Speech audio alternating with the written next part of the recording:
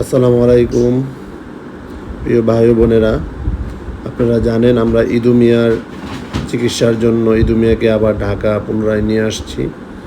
ওনার যে অপর party operation করতে হবে, ইতিমধ্যে কিন্তু উনি ঢাকা চলে আসছেন।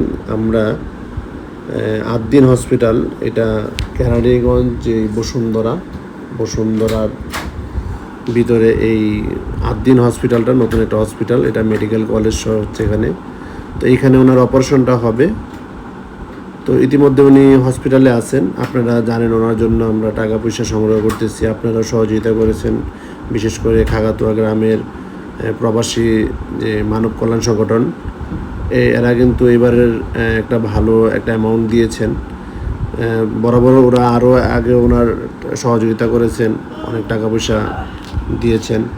এবং অন্য যারা প্রবাসী আছেন, আমাদের বলিয়ারার প্রবাসী গ্রামবাসী সকলে মিলে কিন্তু আমরা একটা অপারেশন করে ওনার প্রথম পাটা কিন্তু ফেলে দিতে হয়েছিল।